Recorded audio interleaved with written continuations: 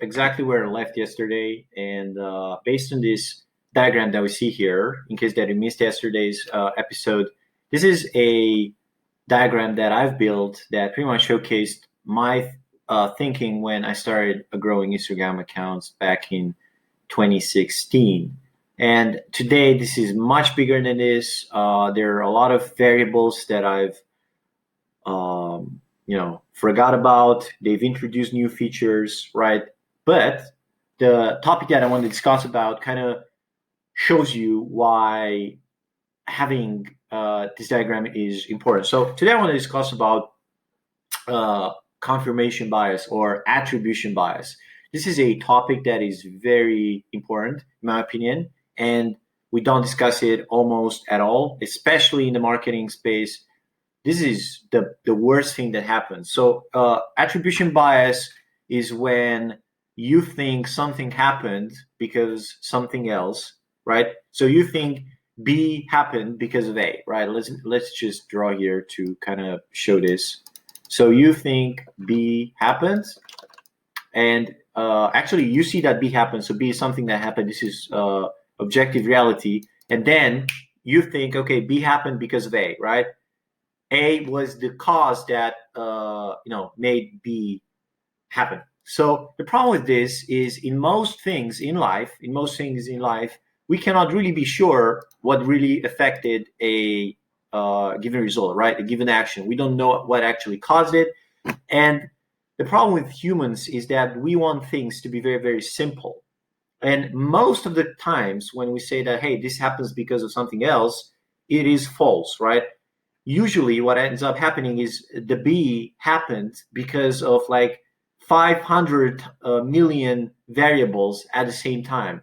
But yet, because we want to keep things simple and we want to be able to communicate, uh, you know, we have to kind of simplify exactly what happened. So why is this a problem? Well, because in a complicated field like marketing, where you have so many variables and so many different processes that affect everything, right? You have what you do, you have your content, you have what's in the mind of a given user of your audience, and so on. So there are so many variables. You have where he sees this, what's his mood when he sees that, at what time, what's his what is he supposed to do next after he's doing what he's doing right now. So many things, so many things, and yet we see people that tell you that, hey, I've had great success with my company because we've done only this one thing, right? And when I see that, I know that's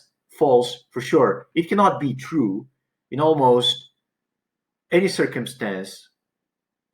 So it's just laughable to think such a simple reasoning can be done with anything regarding marketing. Marketing is extremely complex. There is no A caused B. Almost never this sort of statement is not true. Okay, so if we know that this attribution bias phenomenon exists, what we need to do if we actually want to make logical decisions and use judgment and use objectivity compared to subjectivity, we want to kind of curb it, right? Because we know it exists, we want to try and fight it as much as possible, right?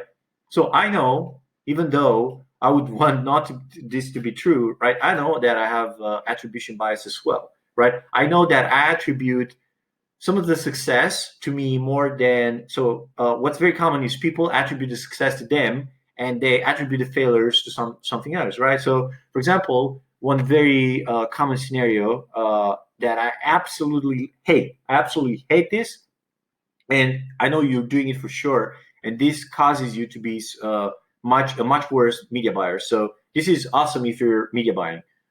Okay, there's this scenario where you're doing, let's say you have 3 days.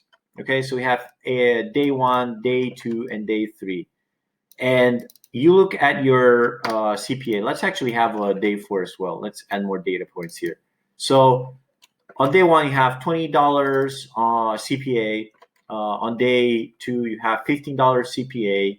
Actually, let's go $12 CPA. On day two, you have $21 CPA, and day four you have $25 CPA. So the problem that people have is they normalize success much faster than they normalize the actual average of a given variable. In this scenario, after the second day, when you had $12, you consider, when you think about your campaigns and you do some sort of projection inside your head, you're not thinking, let's say that $20 was the average. So $20 was the average, before those days. So now when you think about your campaigns, instead of actually using the value, the average value that you had on the prior, I don't know, 7 to 14, 30 days, whatever, you think that your campaign is performing at $12, right? So you take the best case scenario inside your mind because you're having huge attribution bias. You think, oh my God, my campaign is performing at $12. I'm making so much money, right? So let's consider that $20 was profitable, and let's consider that, I don't know, $25 is your break even. So then you go to this day, $21, and wow, $21, you're thinking, oh my God, this is so terrible, right? And then when you have $25, it's pretty much the end of the world for you, even though you haven't lost any money, okay? So because of this attribution bias, right, your decision making is really fucked up, like literally fucked up, right? Because think about it. If you want to test something, let's say you have some campaigns that are smooth, right? And they're profitable. When you test something, you have a very big chance of messing the average CPA for that account for it to go up, especially at the beginning, right? You're launching 3 tests, only one of those will be successful, for example, and those 2 will lose a bit of money, but you don't care because you will use that successful test for a very long time. So that's why it kind of works out in the long term. But the problem is when you're doing a test, your brain, because your brain is biased, he sees that you go from a good CPA to a worse CPA, so that that makes you feel like you're feeling yourself with bad emotions. You think, oh my God, I'm doing bad. I need to change something, right? So you cannot take that. You're gonna stop that test, and that's how a good opportunity for your business to get better than you are at the current stage just vanishes, right? Because your risk tolerance as a media buyer is pretty much capped by how much attribution bias you have. This is such a common case. Right? People only want the lucky days, and when you're lucky, you don't attribute the luck to luck, but you attribute the luck to you. When you're failing, you attribute the failure to bad luck or to Mark Zuckerberg, for example. This is something so common, right? And this is the problem why every single time where I see someone that kind of has a very simple framework, it doesn't matter what it is, when there is some sort of simple framework and he tries to sell you that framework without trying to at least talk a little bit about the context. And when I say the context usually means the values of all those variables, right? Context means you know what the customer is thinking about. You know where the customer is seeing your ad. You know what the first emotion of customer is when he sees your ad. You know the background of the customer. You know his age. You know his hobbies. You know all this sort of stuff, right? This is some sort of context, right? So when we have frameworks, marketing frameworks, they're terrible most of the times, and the success rate of those frameworks when applied to a wide range of marketers and companies is very small. I would bet it's below 10%, any sort of marketing framework. So that's why for a very long time I struggled with this, because here's the thing, I want to share what I know. I want to share what I know, and I want to give you frameworks. I know you want framework stuff, step-by-step stuff, but the hard truth is that I cannot really do it and have a success rate that I would consider to be good enough, right? I would want at least like 30-40% of you, if you use some of my tactics and some of my strategies, to succeed, right?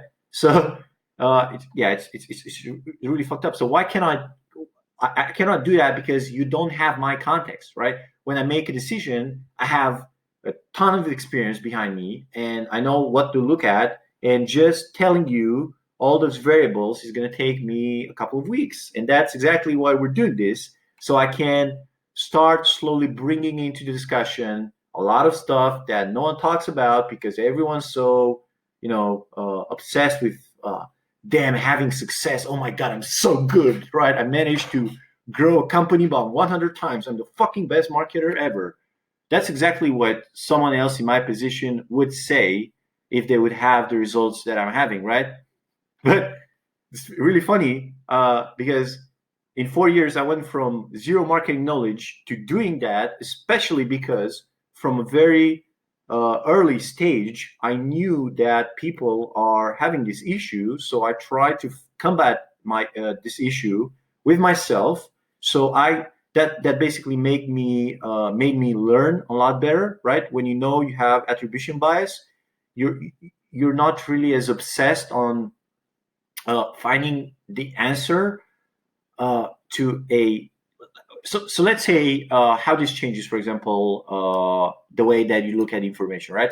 So you might ask me a question right now, right? And that question, I would give you an answer to that question. The problem is you probably asked the wrong question, right? And you asked the wrong question because you're not really aware of all those variables that might affect something, right? You're not really aware. So you're probably asking a question like, "How can I get a follow?" Right? But that is such a bad question, right? Because there are too many variables on top of it, right? That spawn from that how to get a follow, and it's impossible for me to answer that question, right? Then you would have a better question is, how can I get people to like my content on Instagram so that they can follow me, right?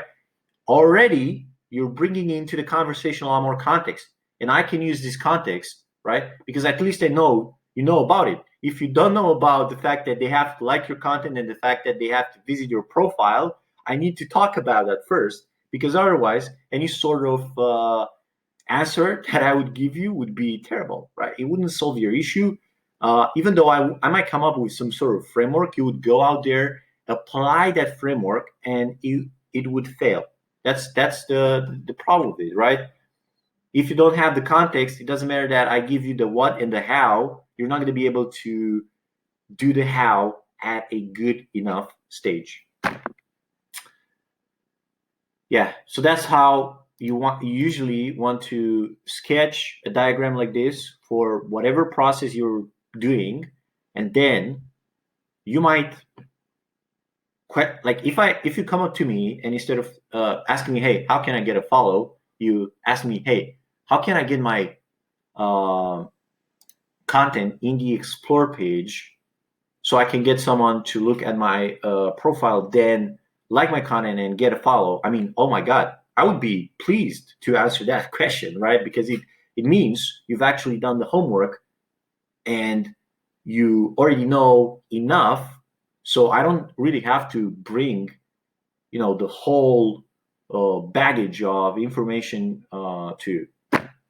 But I'm going to talk about this. I'm going to talk about like why why we're like that, why people are looking for shortcuts, right? Why every single time we want to know the how, we want to know the why, we care about fast quick stuff. I'm going to talk about that in a future episode. Let's go back to Rome. We haven't actually wrote anything today, so we were talking about attribution bias. Okay, and we said that attribution bias leads to very poor decision making. Okay, I mean, poor decision making, right? You think that something, for example, everyone talks about the fact that Facebook ads are volatile. Well, I don't think they're volatile. They're volatile because your brain is volatile towards how he treats success, right?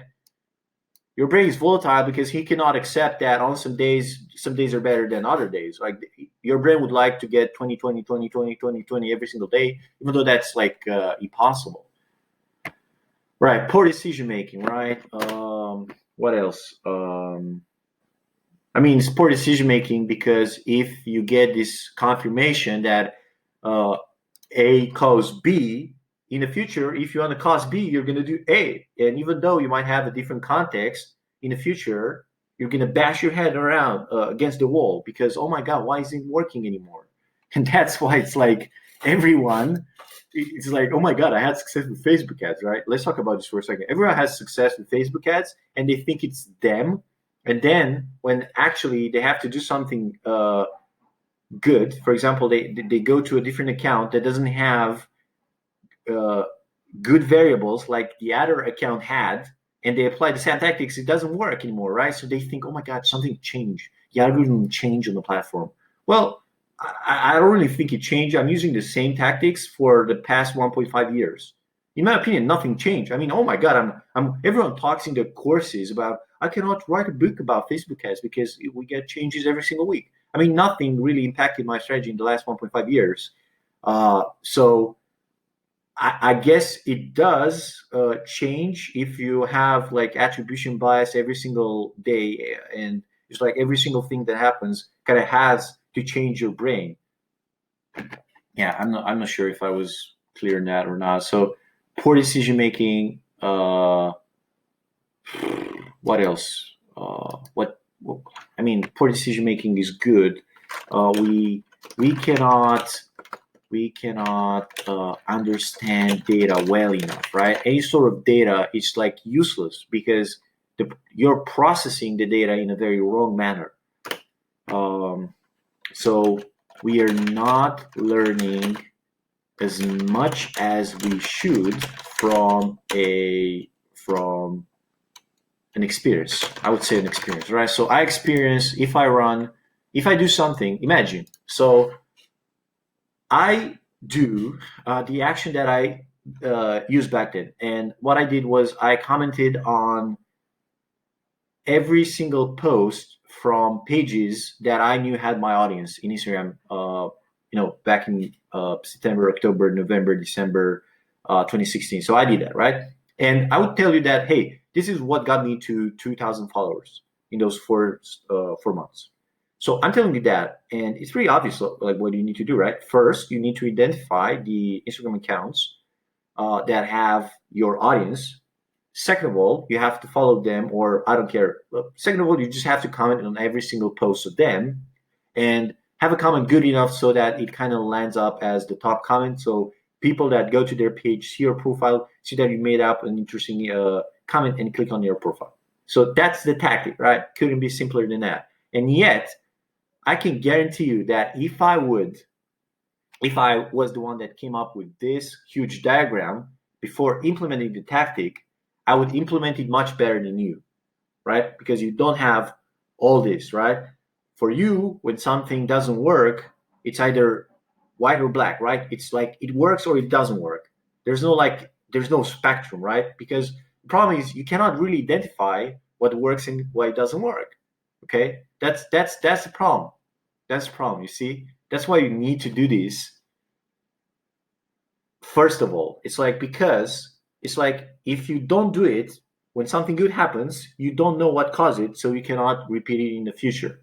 You might think that only one variable caused it, and you will see that that's not the case. Okay, so with this, I'm gonna give you like a shocking statement here, and we're gonna end this for today. Well, you might think that so we grew to passive 7 figures last month at Conquer, and that was insane growth. Like it's well over 100x in less than 12 months of growth, right? And you might think that I'm some sort of a genius, and you might think that, oh my God, we're like, oh my God, you're crushing it. You're doing something especially really well. You have the secrets. I'm gonna share something. I'm not doing anything well. It's like it's ridiculously bad. Almost everything that we're doing. I mean, if you watch your ads, they're like really cheap ads made with iPhones. We haven't put a lot of effort into it. We haven't put a lot of effort into the copy. We haven't put a lot of effort in landing pages. Okay, it's like almost everything that we're doing, like email marketing is lacking, or branding is lacking. Everything is lacking. If you think from a perfectionistic perspective, it's like if you go and you look at what I've done to do 100x, you'd find 10 improvements at least. in like within 10 minutes. So how the fuck is that possible for us to be at a point where we've done 100x and there are still 10 points that anyone can identify like that, right? It's because they're obvious. How is that possible? Well, that is possible because you're not having 100x, not because you're not doing stuff good enough, but because you have one or two or three or four or five or whatever the number broken things inside this huge mechanism that is marketing. And because you have those variables that don't work, it's like you're multiplying something with zero, the result is a zero. That is the problem. I just made sure that I didn't have anything broken, right? I mean, nothing is really good, but nothing is really broken either. And most of the businesses have something that's really broken. And that gives me a huge advantage, right? Huge advantage. I don't need one variable to be 10 times better than everyone else. I just need every single variable to be 10-20% better than everyone else. If we multiply those together, you get like an exponential growth. The growth from multiplication expands when you multiply it again and again and again. So that is one of the secrets. It's not really a sexy secret. You're really disappointed. Oh my god, so you're telling me you don't have any secret? Well, to be honest, that's kind of a secret right now. If you think how we look for shortcuts and why we do it. And again, it all ties back to this thing, attribution bias. Please take a moment, think about what we're doing, think about how you're thinking, think about like her making decisions. You're gonna see this is a huge kind of disease that we're having, and it affects us in every single way. And marketing is particularly important, right? I mean, 4 years ago, I was writing software. I mean, the whole thing of software engineering is much less subjective compared to something like marketing, because you have much bigger level of control over almost anything, right? But in marketing, you don't, right? So especially us, we have to take into account that attribution bias happens, and that means that we need to change how we make decisions. We need to change how we attribute given effect, how we think about it. Yeah, I think I made myself clear enough here. So yeah, that was for today. This is the second episode, something very important. I'm going to come back to this term very frequently because it's the kind of like is the answer to a lot of questions, is why so many marketing campaigns fail. It pretty much all ties back to this, right? Yeah, see you tomorrow.